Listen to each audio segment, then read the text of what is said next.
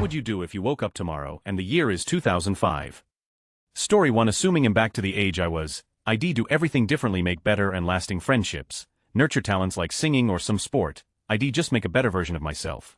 Story 2. Get ready to buy a bunch of Bitcoin. Edit wakes up lots of notifications, Redditors finding a way to be all AskSchually about impossible hypotheticals. Never change, guys.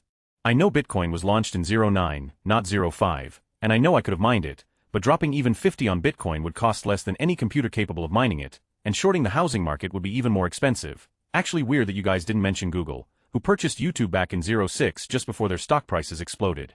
I was 20 to 21 back then.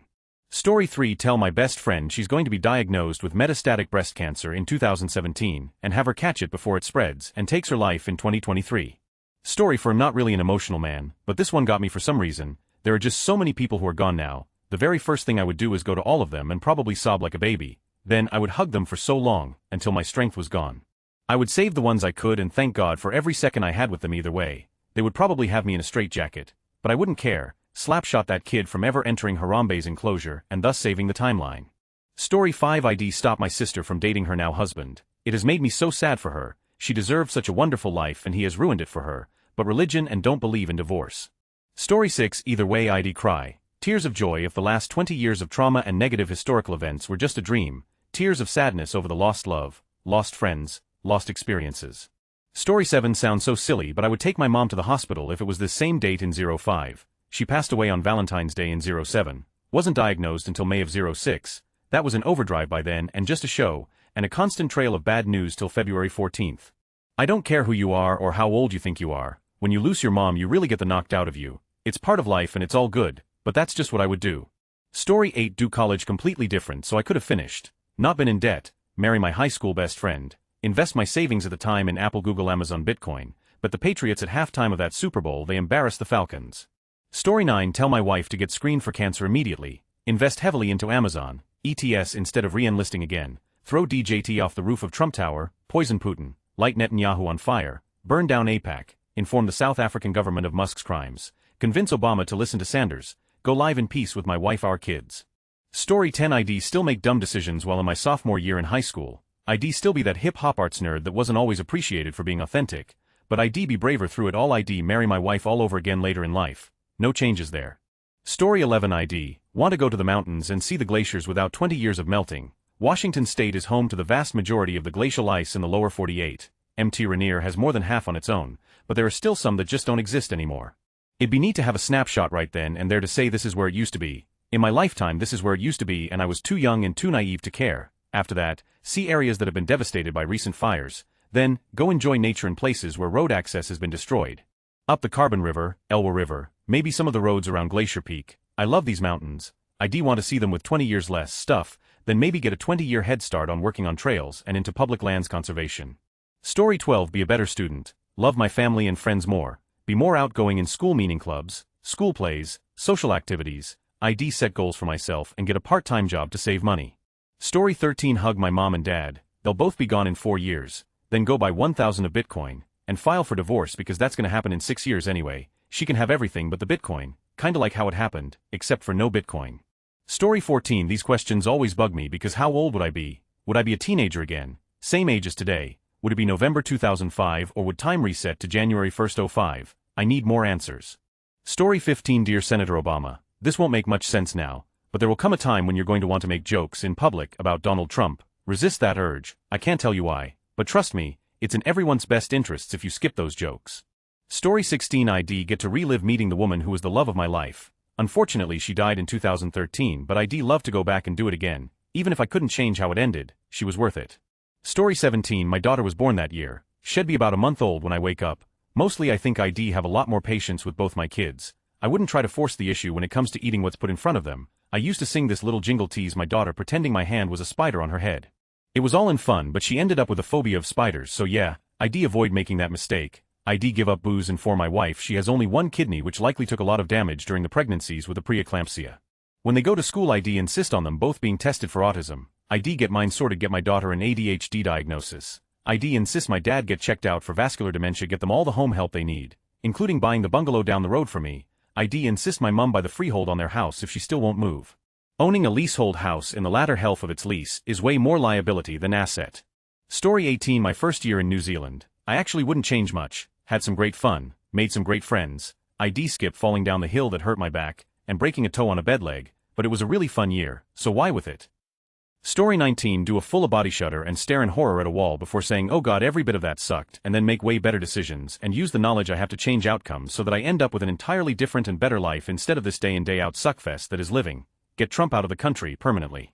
Story 20. I'm blasting Usher and Lil Jon in my Dodge Intrepid, on my way to get my buddy and smoke some Midwest swag from a far too expensive glass pipe, while getting Taco Bell, so nothing different. Story 21. Probably be very confused to find myself in bed with my fiancée, now ex-wife, and probably giving her the shock of her life when I just walk out and never come back. Not doing that again. Ex-demand do-over, ditch my toxic relationship on November 1, 2005 and take care of myself. Story 22. I would literally be Skrillex. I have mastered his production style and know how to make all of the songs he has made. I would just recreate all of his songs and win a Grammy for myself. Same with Foo Fighters, a bunch of Blink 182 songs. I would just hot tub time machine the Out of Life and release every song I could remember under my own name before any other artist had the chance. Be the best in all genres. Story 23. My kids would be little. I'd just ignore my bosses a lot more and spend more time with my family. I'm a teacher. I spent way too much time taking care of department heads and students that did not give about me. I would revel in that newfound energy.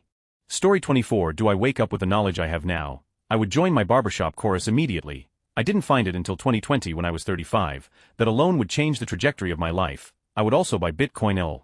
Story 25. It is the year 2005. The treacherous Decepticons have conquered the Autobots' home planet of Cybertron, but from secret staging grounds on two of Cybertron's moons, the valiant Autobots prepare to retake their homeland.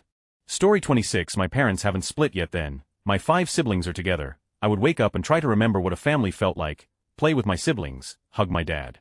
Story 27. Honestly, I would savor the out of it for just that one day. I'd love to see and talk to my late mom again. Died 6 years ago. I was 15 at the time, fresh in high school. I'd love to revisit a day in high school. Just walk the halls, see the faces of friends, both ones that are in different walks of life, and some that are no longer with us. Remember that one time where we were all under the same roof of that school. After school, I'd tune in on my old Toshiba Tube TV to MTV, listen to Avenged Sevenfold and Green Day, and then end the day with some Halo 2, the prime thing era of online gaming period. 2005 to 2007 were some of the best days and most memorable years of my life. I remember that era being some of the happiest and carefree days of my life. I'm happily married now, love my wife, and most parts of my life, but I developed bad mental illness and anxiety in my late 20s. Some days are a real struggle, and this world has gotten darker. The post-COVID era, inflation, the cell phone and social media era. I miss the simplicity of the world from 19 years ago. Story 28. I could try to warn the world about what a self-promotional, narcissistic, selfish, ignorant pile of society will change into thanks to social media, and that it will be child's play for foreign powers to manipulate and destabilize a society from the outside. But who would listen to me, who is listening to Greta Thunberg? Story 29. YouTube was launched in February 2005. If there was a way to invest in that, I'd do it. Hurricane Katrina made landfall in August 2005. I'd scream from the rooftops for people to evacuate. Story 30. I'd change a lot about myself earlier, and I'd spend more quality time with my son since he'd probably still die. And of course I'd sell everything and buy some Netflix and Bitcoin and Tesla, enough to maybe find out how to stop him from dying and him still live his dreams. And also get his friend treatment before his cancer was too far advanced. I really should do better for my health now. Not sure I have another 20 years left at the pace I'm going.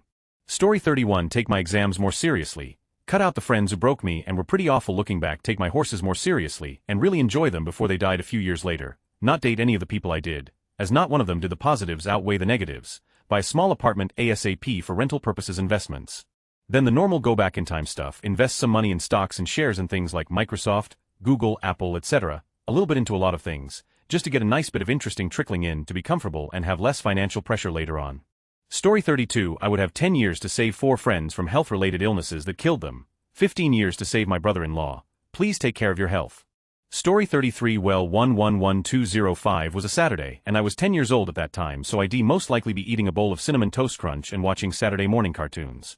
Story 34. First I would invest in Bitcoin, Apple, Nvidia, Amazon, and Tesla. Also, I would stop those from killing Harambe. That's the starting point for when the world really went to.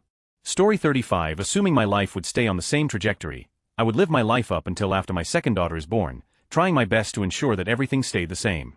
After my second daughter is born, I would tell my wife that we needed to get genetic testing done since both of us are carriers of a rare genetic disease called crab disease, and that our next child, my boy, would be the 25 chance and get the disease.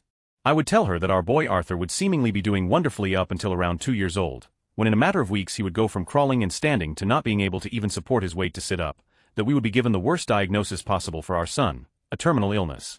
I would tell her that we would fight to get him to a hospital for a stem cell transplant 10 hours from our home for 6 months away from our daughters.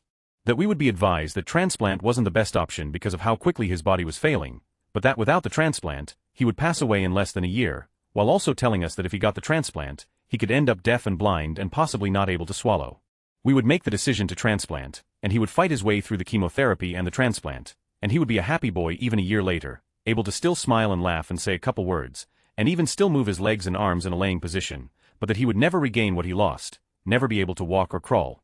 All of this to lead to the major payoff. If the disease is caught on a newborn screening, which our state wouldn't have in addition to many other states, he could receive the treatment soon after birth, enabling him to live a fairly normal life possibly into his teenage years. He could also potentially receive gene therapy to strengthen himself and prolong his life even more. The dreams I dreamt every night in the hospital for those 6 months would come true if I could go back to 2005. In the midst of all the cool and funny things on this post, sorry to drop that on everyone, my son has a page to spread awareness for his disease. It's called Prayers for Arthur, Hope for a Cure. We, just like the majority of others, had never heard of crab disease, or any leukodystrophy for that matter. More awareness will lead to more funding and just knowledge, which could help to save children like my son and many others we know personally now. Story 36. The music. The music, I wouldn't take it for granted. I look back on those days and think to myself, we really had it made.